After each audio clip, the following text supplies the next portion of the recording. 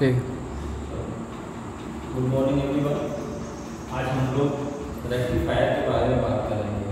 Rectifier क्या है? जैसा कि हम लोग जानते हैं कि इलेक्ट्रॉनिक्स डिवाइस जितने भी हैं सब डीसी से ऑपरेट होते हैं।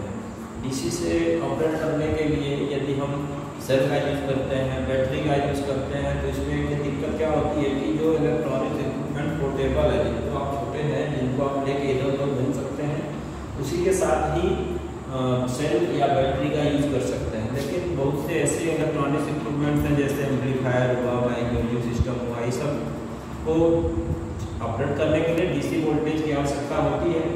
और सबसे बड़ी बात है कि जो बैटरी और सेल है वो ज़्यादा एक्सपेंसिव है, तो इसीलिए हम लोग एसी को डीसी में कन्वर्ट करते हैं, जो कि क्या होता है कि किफ़ायती भी होता है, सस्ता भी होता है और बड़े से बड़े उपकरण को भी इससे चलाया जा सकता है, जैसे टीवी हुआ, एम्पलीफायर हुआ या अन्य कोई भी डिवाइस है जो डीसी से चलने वाली है, जिसमें ज़्यादा करंट ड्रॉ होती है।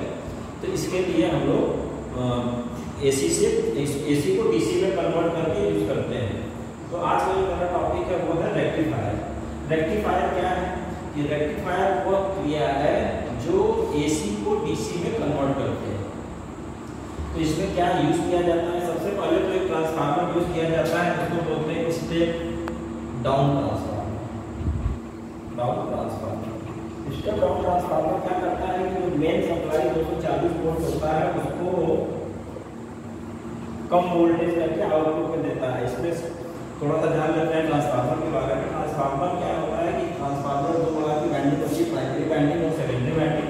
प्राइमरी में इनपुट देते हैं, ट्रांसफार्मर की सेकेंडरी से प्राप्त करते हैं। लेकिन क्या होता है कि सेकेंडरी में कम वोल्टेज प्राप्त होता है, जैसे 12 या 0906 या 606 ऐसे करके 12 वोल्ट, 6 वोल्ट, 9 वोल्ट ऐसे करके हमको आउटपुट प्राप्त होते हैं।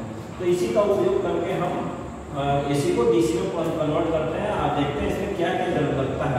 सबसे पहले तो एक स्टेप डाउन ट्रांसफार्मर लगता है, दूसरा एसी टू डीसी कन्वर्टर लगता है और तीसरा है इसमें लोड लगता है।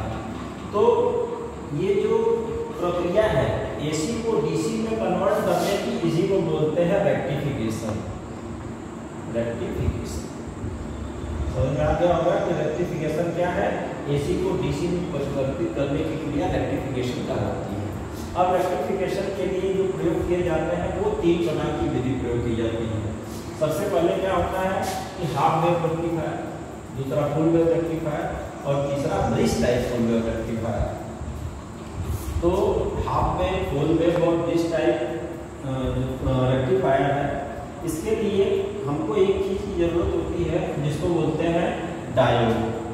डायोड ये एक डायोड है, जो डायोड ये एक ऐसा इलेक्ट्रॉनिक डिवाइस है जो एसी को डीसी में कन्वर्ट कर देता है। तो आइए देखते हैं कि हम लोग हाफ वेव रेक्टिफायर बनाते हैं तो कैसे बनाते हैं।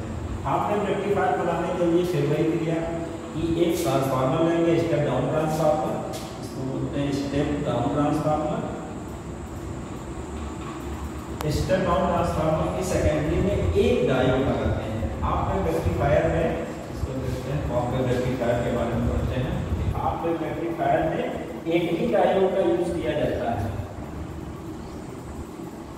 तो ये है हाफ वेव रेक्टिफायर है। हाफ वेव रेक्टिफायर में एक डायोड का यूज किया गया है, एक ट्रांसफार्मर का यूज किया गया है और एक लोड रेजिस्टेंस का यूज किया गया है। तो इसमें क्या करते हैं कि जब हम एसी में ट्रांसफार्मर के मेंस में 240 वोल्ट 50 हर्ट्ज का सप्लाई देते हैं, तो ये ट्रांसफार्मर है ये हम यूज कर सकते हैं 06 वोल्ट। तो यहाँ जो वोल्ट मीटर लगाएंगे तो यहाँ 6 वोल्ट का ट्रांसफार्मर तुरंत 6 वोल्ट मिलता है। ये 6 वोल्ट इस डायोड को दिया जाता है। तो डायोड एक ऐसा उपकरण है जो केवल और केवल फॉरवर्ड बायस में काम करता है। तो जब ये हाफ वेव रेक्टिफायर यूज करते हैं तो हाफ वेव रेक्टिफायर में सबसे पहले ये बात है कि ये जो लिखा गया half wave rectifier, actually transformer का जो आउटपुट है वो है साइन वेव, जिसको साइनसॉइडल वेव बोलते हैं। और साइन वेव ये है, साइन वेव ये है, मतलब ये एसी है जिसका मान और दिशा दोनों परिवर्तित हो रही है। तो ट्रांसफार्मर की सेकेंडरी में भी यही मिलता है। तो जब डायोड के एनोड पर पॉजिटिव हाफ साइकिल और कैथोड पर नेगेटिव हाफ साइकिल होगी तब ये डायोड के अंदर से करंट का प्रवाह शुरू होता है, जो लोड रजिस्टर के थ्रू इस ट्रांसफार्मर में से प्रवाहित होने लगता है। लेकिन इसकी एक खास डिमेरिट क्या है कि ये केवल पॉजिटिव हाफ साइकिल के लिए ही इसका आउटपुट मिलता है। नेगेटिव हाफ साइकिल के लिए इसका आउटपुट क्या होता है कि एकदम शून्य होता है। जैसा कि आप इस ग्राफ में दिखा सकते हैं, पता चल सकता है ये कि ये जो डायोड रेक्टिफायर है, रेक्टिफायर में ये इनपुट है, ये रेक्टिफायर का इनपुट है, ये रेक्टिफायर का आउटपुट। तो रेक्टिफायर के इनपुट में साइन वेव भी है। साइन वेव एक्चुअली ये एसी है तो इसका तीन मान होता है, एक बीपी होता है, वीआरएमएस होता है और वी एवरेज होता है। तो हम लोग बीपी और वीआरएमएस की ही बात करेंगे।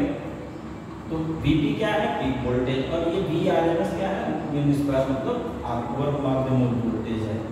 तो ये क्या है कि जब हम लोग इसको देखते हैं तो ये जो पीक वोल्टेज है ये positive half cycle, positive half cycle के लिए इतना ही पीक डायोड के बाद मतलब सेकेंडरी में ये ही वोल्टेज प्राप्त होता है। क्योंकि जब साइकिल चेंज होती है तो ये डायोड के जो एनोड पर नेगेटिव वोल्टेज आ जाता है और कैथोड पर पॉजिटिव वोल्टेज आ जाता है, उस दौरान ये डायोड रिवर्स बायस में काम कर चला जाता है और रिवर्स बायस में डायोड का रेजिस्टेंस इंफिनिटी होता है, जिसके कारण से इसमें करंट का प्रवाह नहीं होता। तो इस जब तक नेगेटिव हाफ साइकिल है जितनी देर के लिए उतनी देर के लिए यहाँ आउटपुट वोल्टेज शून्य होता है। फिर जैसे ही साइकिल चेंज होती है तो डायोड फिर पूरा फॉरवर्ड बायस में आ जाता है और आउटपुट प्राप्त होता है। ऐसे ही साइकिल चेंज होती रहती है और आउटपुट हमको प्राप्त होता है, लेकिन ये आउटपुट पॉजिटिव हाफ साइकिल के लिए ही प्राप्त होता है। तो अब इसमें यदि हम गणना करें कि इसमें डीसी कितना है, एक्चुअली ये इसको बोलते हैं पल्सेटिंग। पल्सेटिंग का मतलब है कि जिसमें एसी और डीसी दोनों मिला हो उसको बोलते हैं कि ये पल्सेटिंग है। इसमें डीसी है लेकिन कितना है, इसकी गणना करने के लिए हम एक फार्मूला यूज करते हैं, V DC is equal to 0.45 into VRMS।